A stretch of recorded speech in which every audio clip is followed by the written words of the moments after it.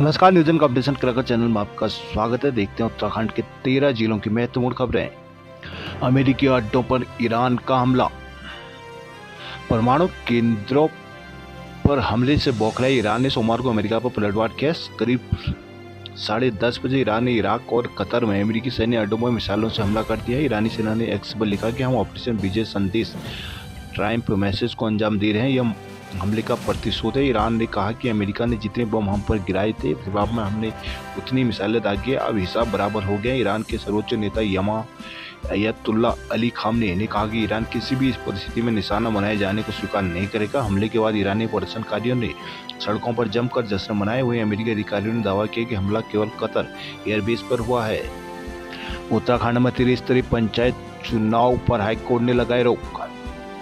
उत्तराखंड में प्रस्तावित त्रिस्तरीय पंचायत चुनाव पर हाईकोर्ट ने रोक लगा दी। सोमवार को मुख्य न्यायाधीश जी नरेंद्र और न्यायमूर्ति आलोक मेहरा की खंडपीठ ने संबंधी याचिका पर सुनवाई की। इस दौरान कोर्ट ने पाया कि आरक्षण रोटेशन प्रक्रिया में नियमों का पालन नहीं किया गया। इस पर कोर्ट ने राज्य सरकार से पूरे मामले में जवाब दाखिल करने को कहा है। मामले में अगली सुनवाई 21 जुलाई को होगी। मामले में बागेश्वर निवासी गणिदत्त कांडपाल एवं अन्य की ओर से हाईकोर्ट में याचिका दायर की गई थी। इसमें कहा गया कि सरकार ने गत 9 जून को पंचायत चुनाव के लिए नई नियमावली बनाने जारी किया, जिसके लिए 11 जून को एक आदेश के जरिए पहले से लागू आरक्षण रोटेशन को शून्य घोषित कर नए रोटेशन प्रणाली लागू कर दी गई। याचिकाकर्ता का आरोप है कुछ सीटें जो पहले ही 3 बार आरक्षित रह चुकी थी, उन्हें नए आरक्षण रोटेशन के चलते इस बार भी आरक्षित कर दिया गया, जिससे वो पंचायत चुनाव में भाग लेने से वंचित हो गए हैं। सरकार की ओर से दलील दी गई। इसी तरह के कुछ मामले हाईकोर्ट की एकलपीठ में भी विचाराधीन है, जबकि न्याय याचिकाकर्ता के अधिवक्ता ने स्पष्ट किया कि खंडपीठ के समक्ष 9 जून को जारी नियमावली को चुनौती दी गई, जबकि एकलपीठ में केवल 11 जून के आदेश को चुनौती दी गई है।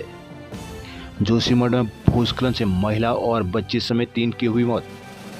राज्य में सोमवार को भूस्खलन की 2 घटनाओं में 3 लोगों की मौत हो गई। एक हादसा ज्योतिर्मठ के पाताल गंगा, जबकि दूसरी दुर्घटना यमुनोत्री के पैदल मार्ग पर हुई। पाताल गंगा में सुबह करीब 8:15 पर एक कार पहाड़ी से गिरे बोल्डर की चपेट में आ गई, जिसमें 40 वर्षीय अंकित निवासी अग्रवाल कॉलोनी फतेहाबाद हरियाणा, उनकी 36 वर्षीय पत्नी शिल्पा और 10 वर्षीय बेटा फाइज सवार कर रहे थे। हादसे में शिल्पा की मौके पर ही मौत हो गई, जबकि अंकित व फाइज गंभीर घायल हो गए। दोनों को जिला अस्पताल में भर्ती कराया गया। हादसे के चलते बद्रीनाथ हाईवे कई घंटे बाधित रहा। वहीं यमुनोत्री पैदल मार्ग पर दोपहर करीब 4:15 में भैरव मंदिर के पास भूस्खलन हुआ। यहाँ यमुनोत्री धाम से पैदल मार्ग से लौट रहे कुछ यात्री भूस्खलन के मौली में दब के सूचना पर पहुंचे। बचाव दलों ने राहत कार्य शुरू किया।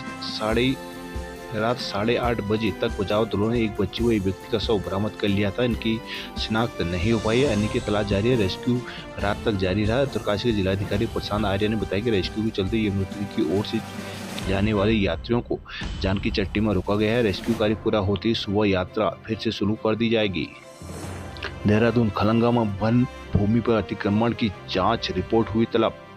देहरादून डीएम सबीन बंसल ने खलंगा में अनारक्षित वन भूमि के 40 बीघा क्षेत्र में अतिक्रमण की जांच के आदेश दिए हैं। उन्होंने इस मामले पर प्रभारी अधिकारी ग्रामीण सिलिंग से कार्रवाई को लेकर स्पष्ट रिपोर्ट मांगी है। साथ ही किद्दूवाला में साल के पेड़ काटने की शिकायत पर वन विभाग और ग्रामीण सिलिंग अधिकारी को संयुक्त जांच के निर्देश दिए हैं। कलेक्ट्रेट में बलभद्र खलंगा विकास समिति नाला पानी ने सोमवार को डीएम से वन भूमि पर कब्जे की शिकायत की है। किद्दूवाला के लोग भी पंचायत, नगर निगम और खाली की जमीन पर पेड़ काटे जाने की शिकायत को लेकर पहुंचे थे। दोनों ही मामले में डीएम ने जांच के आदेश दिए हैं। इस सुनवाई जन सुनवाई में डीएम ने दिव्यांग इजाजुद्दीन की बेटी के विवाह के 25,000 की मदद को स्वीकृत किया है। यह शिकायत लेकर आए संतोष गुप्ता, महेश उनियाल, शाकंभरी को विधिक सलाह के लिए निःशुल्क वकील भी उपलब्ध करवाया गया है। मंसूरी में झमाझम बारिश से नालियों का पानी सड़कों पर बहा। देहरादून कांग्रेस का आरक्षण रोस्टर और वोटर लिस्ट में गड़बड़ी का आरोप। सरकार हाईकोर्ट में प्रस्तुत करेगी आरक्षण नियमावली। शिक्षक प्रधानाचार्य भर्ती को कोर्ट जाएंगे। योजना हुई लागू। कक्षा 9 से 12 तक भी मुफ्त ड्रेस और बैग।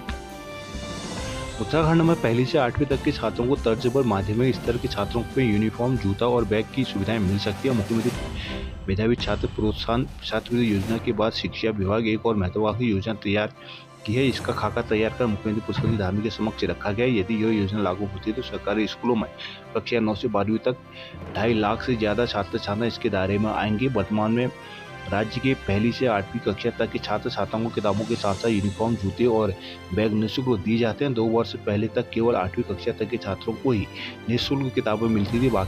बाकी माध्यमिक स्तर पर आर्थिक वर्गों के छात्रों को मुफ्त किताबें मिलती थी। 2 साल पहले 9वीं से 12वीं तक भी निःशुल्क किताबें देने की व्यवस्था कर दी गई है। गोपेश्वर बद्रीनाथ हाईवे पर एम्बुलेंस फंसी। नौगांव में मुआवजे को लेकर ईई का किया घेराव। तहसील बड़कोट के अंतर्गत सिमलसारी गैर मोटर मार्ग पर सोमवार को चौथे दिन में काश्तकारों ने प्रतिकर को लेकर आवाजाही को बंद रखा है। इस दौरान मौके पर पहुंचे ब्रिटकुल सहायक अधिशासी अभियंता और पीएमजीएसवाई के जमीन पहुंचे, जिनकी काश्तकारों ने सोमवार को घेराव कर लिया है। ग्रामीणों का आरोप है पिछले 3 सालों से प्रतिकर नहीं दिए गए और संबंधित विभाग काश्तकारों को साथ छलावा कर रहा है। मालूम हो कि काश्तकारों ने बीते शुक्रवार को उप जिलाधिकारी बड़कोट और डीएम उत्तरकाशी को सूचना देकर मोटर मार्ग बंद कर दिया था, लेकिन 4 दिन बाद भी अभी तक कोई जवाबदेही अधिकारी नहीं पहुंचा, जिससे काश्तकारों में रोष बना हुआ है। हरिद्वार कांवड़ मेला तैयारी पर लापरवाही पर होगी कार्रवाई। मुख्य सचिव आनंद बर्धन ने सचिवालय में सोमवार को कांवड़ मेले की तैयारी की समीक्षा की। उन्होंने मेले में पेयजल, शौचालय, साफ सफाई, पार्किंग सुविधा में लापरवाही बरतने वाले अफसरों, कार्यदायी संस्था पर सख्त कार्रवाई की चेतावनी दी है। उन्होंने मेले में बड़े डीजे साउंड को प्रतिबंधित करने के साथ ही नशाकर, उत्पात और हिंसा करने वालों से सख्ती से निपटने के निर्देश दिए। मुख्य सचिव ने कहा कि सुरक्षित, सुगम और व्यवस्थित कांवड़ मेला आयोजन के लिए समय रहते सभी तैयारियां पूरी की जाए। पेयजल, टॉयलेट, साफ सफाई, पार्किंग समेत सभी मूलभूत सुविधाओं पर विशेष फोकस किया जाए। मेले में उत्पाद मचाने वालों को सख्ती से निपटा जाए। उन्होंने फूड सेफ्टी विभाग को खान पान की चीजों की नियमित देखरेख और पूर्ति विभाग को किसी भी तरह से ओवर रेटिंग पर लगाम लगाने के निर्देश दिए हैं। हरिद्वार में पुरानी पेंशन बहाली के लिए किया गया प्रदर्शन।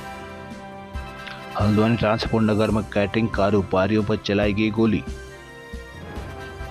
हल्द्वानी के ट्रांसपोर्ट नगर क्षेत्र में सोमवार रात गोली मारने की घटना के बाद मौके पर जमा लोगों को भीड़ और क्षतिग्रस्त कार है। बदमाशियों ने जिस कारोबारी पर जानलेवा हमला किया उसे पुलिस को भी प्रथम दृष्टया मामला रंजिश का लग रहा है। घटना के बाद अस्पताल पहुंचे युवाओं ने कहा कि पूरी प्लानिंग के साथ बदमाशों ने इस गोलीकांड को अंजाम दिया है। बदमाशों को पता था कि कारोबारी रोज मुखानी की ओर इस वक्त कार से आते हैं। पुलिस पता लगा रही है कि बदमाशों ने किस असले से गोली मारी, वह पिस्टल थी, कट्टा या फिर कोई अन्य हथियार। भीमताल में ऊर्जा निगम की लापरवाही से मां और बच्चों को लगा करंट। गर्म पानी में नौले से पानी लेने गए बच्चे के डूबने से हुई मौत। हल्द्वानी शिक्षा स्वास्थ्य विभाग में होंगी 10,000 नियुक्तियां। कैबिनेट मंत्री धन सिंह रावत ने सोमवार को भाजपा कुमाऊं संभाग कार्यालय में पत्रकार से बातचीत करते हुए कहा कि राज्य के अस्पतालों में अब हर डॉक्टर को बायोमेट्रिक से हाजिरी लगानी होगी। बायोमेट्रिक से उपस्थिति दर्ज नहीं करने पर उनके खिलाफ विभागीय कार्रवाई की जाएगी। उन्होंने कहा कि प्रदेश में शिक्षा और स्वास्थ्य में 10,000 कर्मचारियों की नियुक्ति की जाएगी। प्रदेश के शिक्षा व चिकित्सा मंत्री धन सिंह रावत ने कहा कि प्रदेश सरकार के विभागों में खाली पड़े पदों पर प्राथमिकता से नियुक्ति प्रक्रिया संपन्न करा रही है। चिकित्सालयों में 220 डॉक्टरों की नियुक्ति प्रक्रिया शुरू कर दी है। वही 15 दिन के भीतर 180 नए डॉक्टरों की नियुक्ति प्रक्रिया शुरू की जा रही है। मेडिकल कॉलेज में 417 असिस्टेंट प्रोफेसर की नियुक्ति की जा रही है। प्रदेश भर के चिकित्सालयों में 1800 वार्ड बॉय, 500 डॉक्टर व 1000 लैब टेक्नीशियनों की नियुक्ति की जा रही है। बीसी शिक्षा विभाग में 2500 चतुर्थ श्रेणी कर्मचारी की नियुक्ति की जा रही है। शिक्षा विभाग ने 1500 बीआरपी और सीआरपी, 1500 एलटी शिक्षकों की नियुक्ति प्रक्रिया भी शुरू कर दी है। पिथौरागढ़ में भूस्खलन से मुश्किल में मुसाफिर। सीमांत जिला पिथौरागढ़ में बारिश के बाद जगह जगह भूस्खलन से सड़कों में यातायात बाधित रहा है। सोमवार को थल बेरीनाग को जोड़ने वाली प्रमुख सड़क के साथ ही थल मुंशियारी सहित 5 सड़कों में आवाजाही ठप रही। यात्रियों को 3 घंटे तक सड़क किनारे वाहन में बैठकर इंतजार करना पड़ा। देर शाम तक चीन सीमा को जोड़ने वाली मुंशियारी मिलम सहित 5 पकड़ कोठा 15 पाला सड़क में यातायात बहाल नहीं हुआ। प्रशासन सड़क खोलने को प्रयासरत थी। गंगोली हाट में पहाड़ी गिरने से बाल बचे यात्री। धारचूला आदि कैलाश के दर्शन को पहुंच रहे यात्रियों का गड्ढों से हुआ स्वागत। टनकपुर में बनेगा ट्रैचिंग ग्राउंड, डीपीआर तैयार करने को मिली मंजूरी। अल्मोड़ा क्वारामो हाईवे पर मौलवी ने फिर बढ़ाए हैं वाहनों पर खतरा।